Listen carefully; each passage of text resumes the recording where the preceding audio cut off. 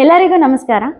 ದೇವಾಲಯಗಳ ನಗರಿ ಎಂಬ ಪ್ರಸಿದ್ಧ ಆಗಿರುವ ಪಂಚರಥೋತ್ಸವ ಜರುಗುವ ನಮ್ಮ ವಿಜಯಪುರದಲ್ಲಿ ಇವತ್ತು ನಾವು ಶ್ರೀ ಭದ್ರಕಾಳಿ ಸಮೇತ ಶ್ರೀ ರುದ್ರದೇವರ ದೇವಸ್ಥಾನದ ಹಿಸ್ಟ್ರಿಯನ್ನ ತಿಳಿಸ್ಕೊಡೋದಕ್ಕೆ ನಮ್ಮ ಜೊತೆ ಭಾಸ್ಕರ್ ಅಣ್ಣ ಅವರಿದ್ದಾರೆ. ಅಣ್ಣ ನಮಸ್ತೆ. ನಮಸ್ತೆ. ನಮಗೆ ದೇವಸ್ಥಾನದ ಬಗ್ಗೆ ತಿಳಿಸ್ಕೊಡಿ. ಶ್ರೀ ರುದ್ರದೇವರ ದೇವಸ್ಥಾನ, ಭದ್ರಕಾಳಿ ಸಮೇತ ಶ್ರೀ ರುದ್ರ ದೇವಸ್ಥಾನ ಇತಿಹಾಸ ಪ್ರಸಿದ್ಧವಾಗಿರ್ತಕ್ಕಂಥದ್ದು.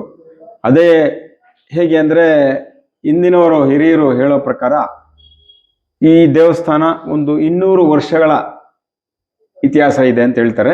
ಆದರೆ ಅದಕ್ಕೆ ಯಾವುದೇ ಲಿಖಿತ ಮಾಹಿತಿ ಇಲ್ಲ.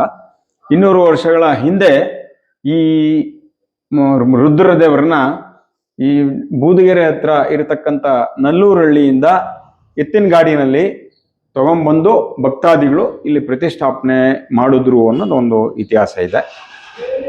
ನಂತರ ಅದಕ್ಕೆ ಆದ ಕಾರ್ಯಕಾರಿ ಮಂಡಳಿ ನಿರ್ಮಾಣ ಆಗಿ ನಂತರದಲ್ಲಿ ಪೂಜೆ ಕೈಂಕರ್ಯಗಳು ನಡ್ಕೊಂಡು ಬರ್ತಾ ಇತ್ತು.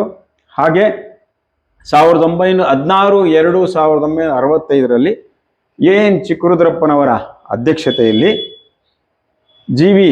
ಮುದ್ದಣ್ಣವ್ರನ್ನ ಅಧ್ಯಕ್ಷರಾಗಿ ಮಾಡಿ ಡಿ.ಸಿ. ರುದ್ರಪ್ಪನವ್ರನ್ನ ಉಪಾಧ್ಯಕ್ಷರಾಗಿ, ಹಾಗೆ ಆ ಒಂದು ಇದರಲ್ಲಿ ರಾಜಣ್ಣವರು ಕಾರ್ಯದರ್ಶಿಯಾಗಿದ್ದರು.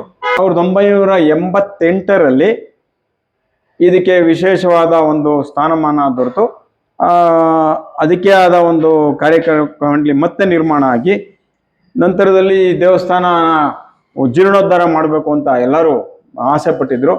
ಕಾರಣಾಂತರಗಳಿಂದ ಆಗಲಿಲ್ಲ.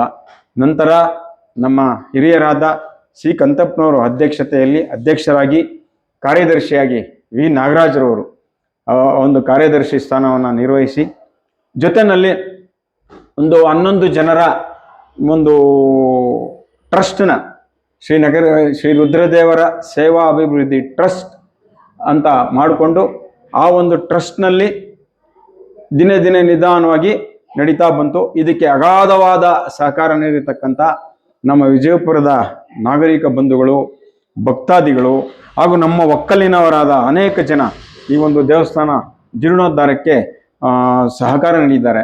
ಅವರಿಗೆ ನಾನು ಈ ಒಂದು ಯೂಟ್ಯೂಬ್ ಮುಖಾಂತರ, ಚಾನಲ್ ಮುಖಾಂತರ ನಾನು ಧನ್ಯವಾದಗಳನ್ನ ಅರ್ಪಿಸ್ತಾ, ಈ ಒಂದು ದೇವಸ್ಥಾನದಲ್ಲಿ ಪ್ರತಿ ವರ್ಷ ಸಂಕ್ರಾಂತಿ, ಶಿವರಾತ್ರಿ, ಯುಗಾದಿ, ನಂತರದಲ್ಲಿ ದಸರಾ, ಗಣೇಶನ ಹಬ್ಬ, ಹಾಗೆ ದೀಪಾವಳಿ ಸಮಯದಲ್ಲಿ ಗೌರಮ್ಮನ್ನ ಇಟ್ಟು ಅದಕ್ಕೆ ವಿಶೇಷವಾಗಿ ನಮ್ಮ ಸ್ವಾಮಿಗಳು, ನಾಗರಾಜ್ ಸ್ವಾಮಿಗಳು ಹಾಗೂ ಸೋಮಣ್ಣ ಶಾಸ್ತ್ರಿಗಳವರು ವಿಶೇಷವಾಗಿ ಪೂಜೆ ಮಾಡ್ತಾರೆ.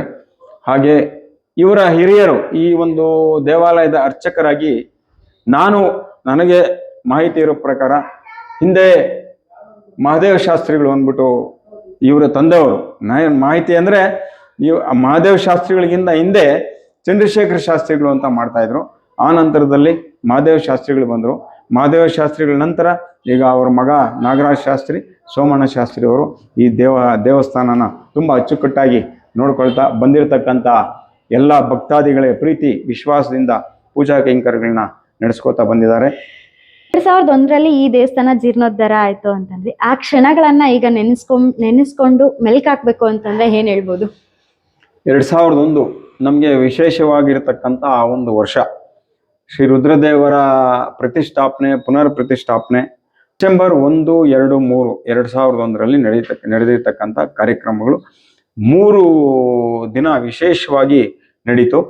ಅದರಲ್ಲಿ ಅನೇಕ ಜನ ಸ್ವಾಮಿಗಳು, ಅನೇಕ ಜನ ಸಚಿವರು, ಅನೇಕ ಜನ ವಿಶೇಷವಾದ ಒಂದು ವ್ಯಕ್ತಿಗಳು ಈ ಒಂದು ದೇವಾಲಯದ ಒಂದು ಜೀರ್ಣೋದ್ಧಾರಕ್ಕೆ ಬಂದು ಬಹಳ ವಿಶೇಷವಾಗಿ, ಇದಕ್ಕೆಲ್ಲ ಮುಖ್ಯ ಕಾರಣ ನಮ್ಮ ವಿ ನಾಗರಾಜರವರು, ನಾಗಣ್ಣವರು ಅಂತಾರೆ.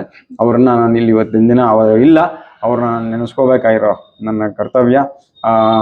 ಕಂತಪ್ಪನವ್ರು ಸಹ ಇಲ್ಲ, ಅವರ ಅಧ್ಯಕ್ಷತೆಯಲ್ಲಿ ಆಗಿರ್ತಕ್ಕಂಥದ್ದು, ಅವರು ಸಹ ಇಲ್ಲ. ಅವ್ರನ್ನ ನಾನು ಇಲ್ಲಿ ನೆನೀತಾ ಈ ಒಂದು ಯೂಟ್ಯೂಬ್ ಚಾನಲ್ ಮಾಡಿರ್ತಕ್ಕಂಥ ಕುಮಾರಿ ಅರ್ಪಿತಾಗೆ ನಾನು ಮತ್ತೊಮ್ಮೆ ಧನ್ಯವಾದ ಹೇಳ್ತಾ, ನಿಮ್ಮ ಚಾನಲ್ ತುಂಬ ಇನ್ನೂ ಉನ್ನತ ಮಟ್ಟಕ್ಕೆ ಏರಲಿ ಅಂತ ನಾನು ಮತ್ತೊಮ್ಮೆ ಆ ದೇವರಲ್ಲಿ ಪ್ರಾರ್ಥನೆ ಮಾಡ್ತಾ ನಿಮ್ಗೆ ಒಳ್ಳೆಯದಾಗಲಿ ಅಂತ ಬಯಸ್ತಾ ನನ್ನ ಮಾತನ್ನ ಮುಗಿಸ್ತಾ ಇದ್ದೇನೆ. ನಮಸ್ಕಾರ. ಧನ್ಯವಾದ. ಇಷ್ಟೊತ್ತು ನಮ್ಮ ಜೊತೆ ಶ್ರೀ ರುದ್ರದೇವರ ಸೇವಾ ಅಭಿವೃದ್ಧಿ ಟ್ರಸ್ಟ್ನ ಅಧ್ಯಕ್ಷರಾದ ಭಾಸ್ಕರ್ ಅವರು ನಮಗೆ ಈ ದೇವಸ್ಥಾನದ ಇತಿಹಾಸ ಮತ್ತೆ ನಡೆದು ಬಂದ ಹಾದಿಯನ್ನ ನಾವು ತಿಳಿಸ್ಕೊಟ್ಟಿದ್ದಾರೆ. ಪುಟಾಣಿ ಮಕ್ಕಳು ಎಳೆಯೋ ತೇರು ಅಂತಾನೆ ಪ್ರಸಿದ್ಧ ಆಗಿರೋ ನಮ್ಮ ರುದ್ರದೇವರ ದೇವಸ್ಥಾನದ ರಥೋತ್ಸವದ ಪೂರ್ತಿ ವಿಡಿಯೋನ ನಾನು ನೆಕ್ಸ್ಟ್ ವಿಡಿಯೋದಲ್ಲಿ ತಿಳಿಸ್ಕೊಡ್ತೀನಿ. ಧನ್ಯವಾದ.